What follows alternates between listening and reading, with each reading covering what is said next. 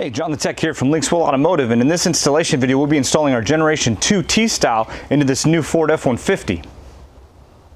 Alright, so we went ahead and unboxed our Generation 2 system, put it on the table here so we can go over each plug before we get into the installation.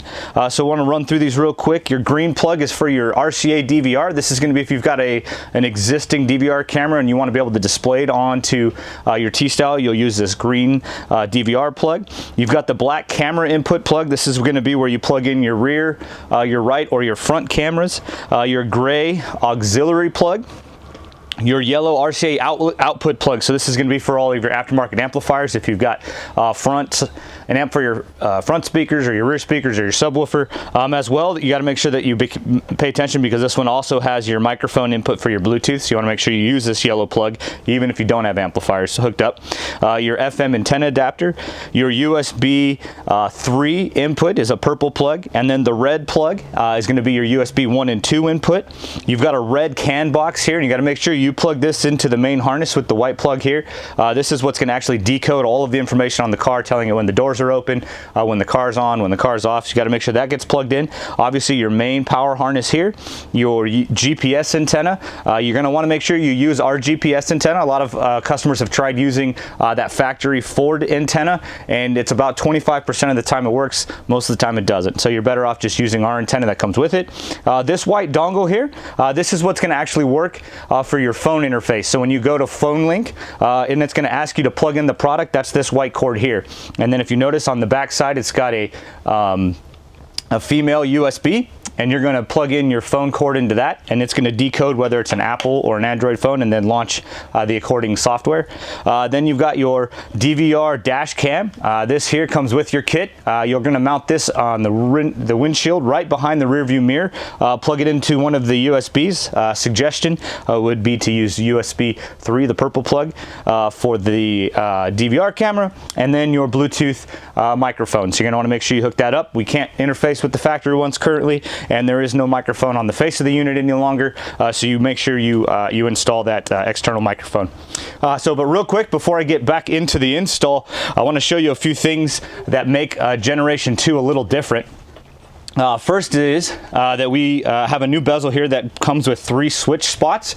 A lot of the newer trucks were coming with 3 switches, so we retooled our bezel. You'll notice they come with 3 blanks, and so depending on whether your truck came with 2 or 3 switches in whichever locations you want them, you'll just pop out the blank, and then you will install whatever switches were in your factory bezel.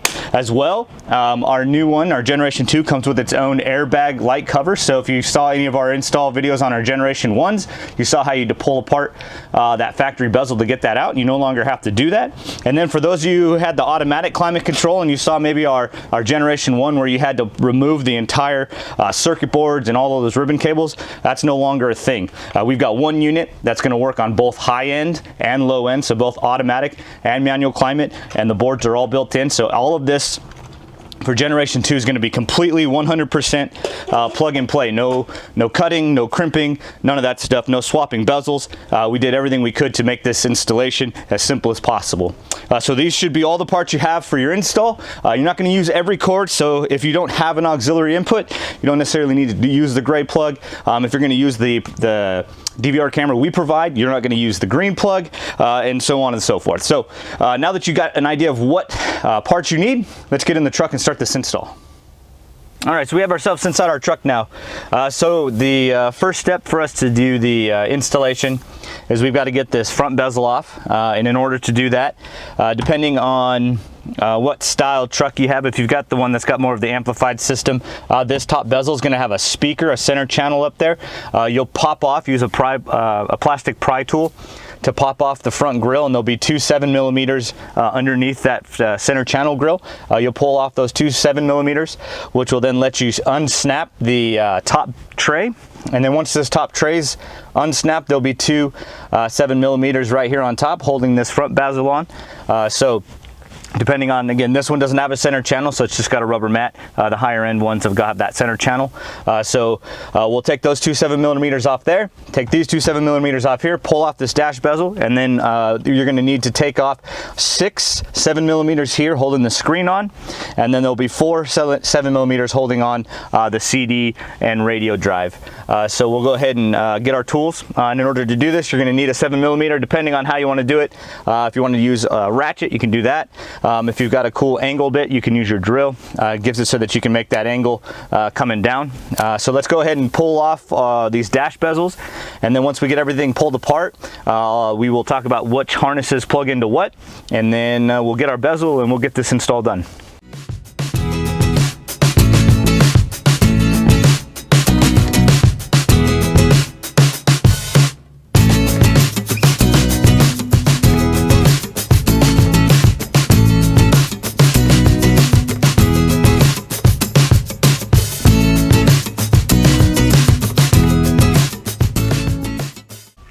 All right, so there we go. We got everything out. Now we're going to talk about what we're going to plug in. So the first plug you want to grab is you're going to want to grab the camera adapter harness. This is going to plug into the big flip clip plug that came from behind the screen. This is going to be for 2017 and down with an 8-inch.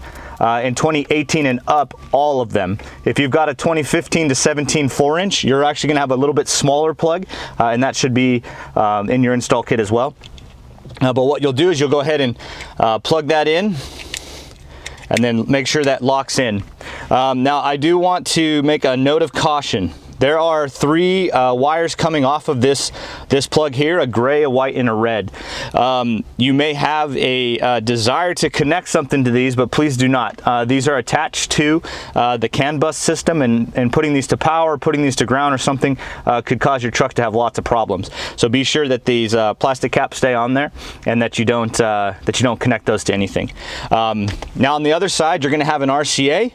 The RCA should be tagged rear view camera output, and then you're also going to have a little black plug with 2 green wires on it, and you're going to go ahead and these 2 things here are going to plug into 2 different plugs in part of the radio. So first one will be the 2 green wires. That black plug is going to plug into a little black plug on the main power harness here with an orange and a black wire. So you want to make sure you plug these in because this is what's going to power your factory USB. So be sure that the 2 green wires go to the plug with the gray or the orange and the black wire here. The other plug that you're going to want to make sure you use if you've got that factory camera is your black camera input plug. Find the RCA that is marked factory camera input and plug those 2 yellow RCAs in together. Now what we've done is we've interfaced so that your factory cameras will plug into our unit and will display on our unit. As well, we've powered up our USBs. So the other plug you want to get at behind the screen is this mini USB. You're going to want to take this mini USB and plug it into our USB 1 and 2 input plug. So this mini USB here will plug into that. Hopefully retaining your factory USB hub. I will let you know that the factory USB hub, depending on which version it is, has been known to drop the voltage, which makes our CarPlay act kind of funky due to the voltage fluctuation inside that factory USB on the center console here.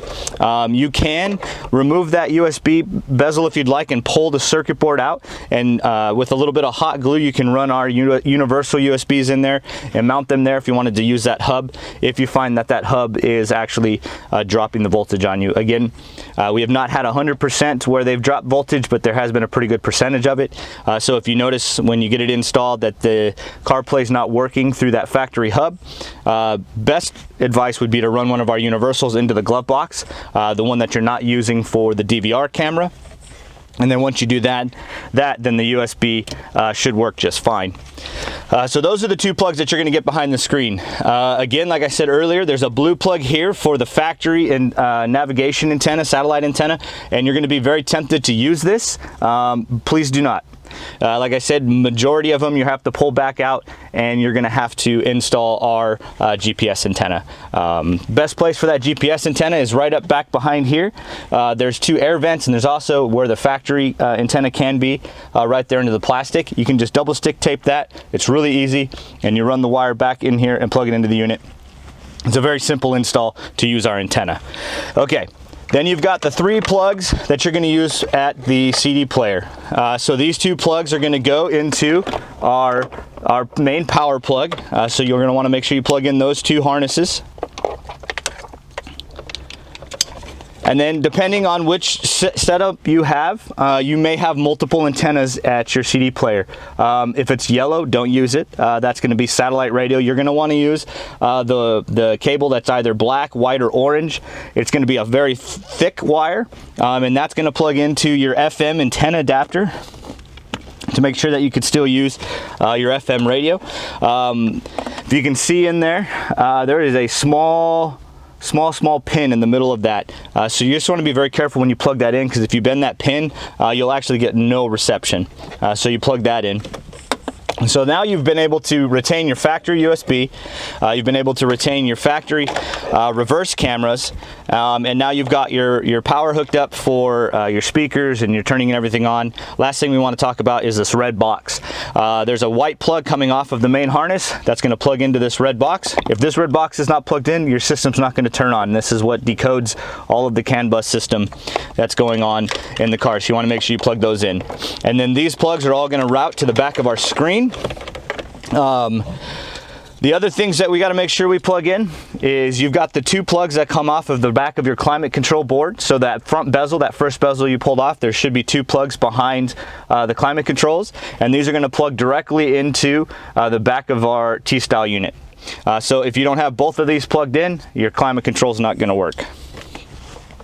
So the last thing, once we've got all of these adapters plugged in, is we're going to want to run our DVR camera and our microphone. So we're going to go ahead and do that. We're going to speed up the video. We're going to go ahead and mount them up on the windshield. So we are going to take our DVR camera, mount it right behind the rear view mirror. And then as far as the microphone, you can put it on the A pillar right there by the windshield where the driver's side is, or you could even mount it up in the center if you wanted to try that. Both of those, just kind of tuck them in the headliner, come down the water, or the weather stripping, and then come across the dash, and we're going to pull them up in through here. So we're going to go ahead and run those last 2 wires. We'll push it through, and then we'll talk about pulling the clips off of the factory bezel to clip in ours, put ours in, and then we'll power it on.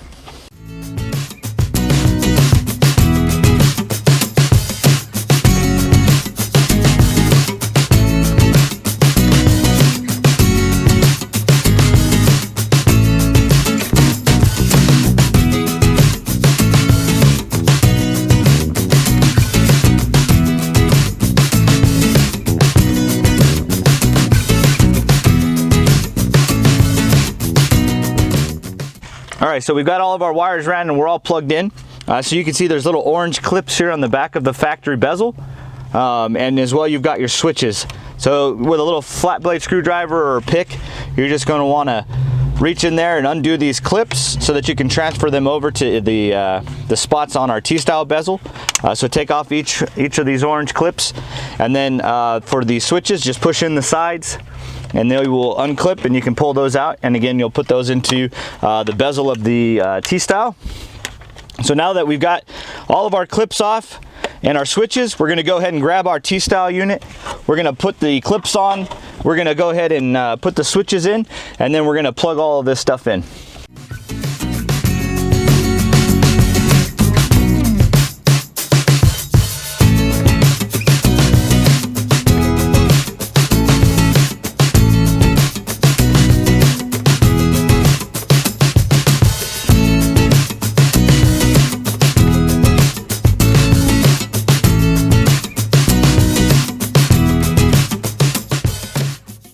All right, so we got it all plugged in. I will say when you're routing those wires to plug them in, if you can get all the plugs to come through the hole where the screen was, they do plug in a little bit easier. So route those up through that hole.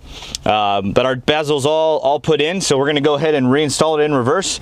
We're going to put the two 7mm here on top of our bezel, and then we're going to put that tray up on top. If you got the center speaker, make sure you plug in that center speaker.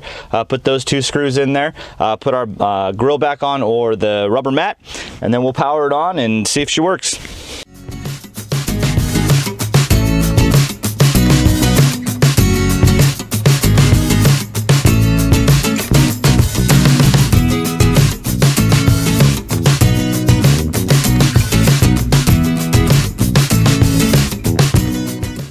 So there you go, she's all turned on and powered on. Our next step is to make sure that we have our HVAC programmed correctly. In order to do that, first thing we have to notice is what style climate control our vehicle came with first.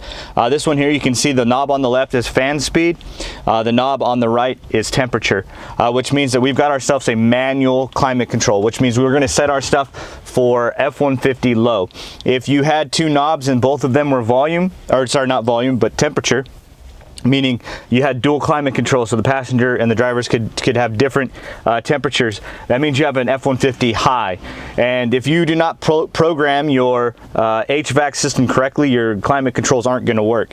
So there should have been a bulletin inside your box there letting you know how to do that, but just in case, we'll go ahead and run through it. We're going to go to our settings. And then once we're in settings, we're going to go down to the explanation point with a circle around it. That's going to be our system version information. And then we're going to take our finger and we're going to hold down on the screen somewhere on the writing here, not where it says MCU upgrade, but somewhere else. We'll push and hold. Keypad's going to show up, and we're going to use the passcode 7211. That's 7211, and then hit OK. And then it's going to put us into the back side of the menu. Yours may look a little bit different here, but we're going to go looking for Ford, and we're looking for the F-150 low.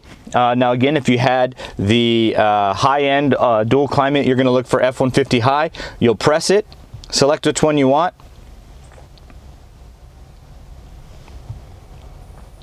It's going to say, do you want to say OK?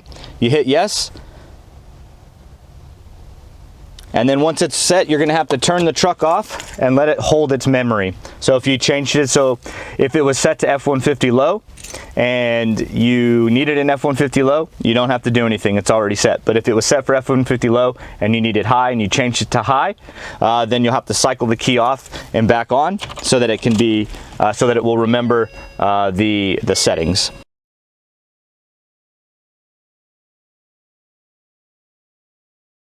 And then once you've got your settings set, go ahead and hit the climate button and your controls will pop up there, and you should be able to turn fan speed up and down, do the temperature. Again, if you had a vehicle with dual climate controls, you will retain dual climate control. If you did not have dual climate controls, our unit is not going to add it. It's just going to do and control what you already had. So if you have seat heaters or seat coolers and you have the manual, you will notice that those buttons are not on your controls. So in order for us to add those buttons, come with me into settings and then go to the double gears, and here we're going to use passcode 9300 and press OK. And you're going to scroll through here and you're going to look for the change climate UI. And if you have a manual climate with seat heaters or seat coolers, go to change climate UI and press off. And then once those have been pressed off and you cycle the car through, you will gain the icons for your seat heaters and seat coolers. So I'll do a couple more videos talking about some of the other programming. We'll talk about the DVR camera, different ways to maybe stream music. We'll look at the navigation, but that's your basic installation. Again, depending on your vehicle and some of the ways it was equipped, so the dash might come apart a little different, but for the most part, you're going to have 4 7mm to pull the dash off, the 10mm to get all of the center pieces off, and everything's going to be plug and play. Please do not connect any wire to wire. You should have no need to connect wire to wire. Everything's going to be plug and play. If you're connecting a wire, there's a good chance you're going to short something. I really hope this installation video has helped. I had a lot of people calling and asking for help, so here you go, guys. I hope it works. If you need any help, you can email us. You can keep an eye on our YouTube channel as we launch new products. Please follow us on Facebook, on Instagram, and Twitter. We're on all three at Linkswell Inc. And yeah, keep track of what we got going on. Give us some likes, share our videos, subscribe to our YouTube channel, and just let the world know kind of the cool things we have coming out. Have a good day, guys.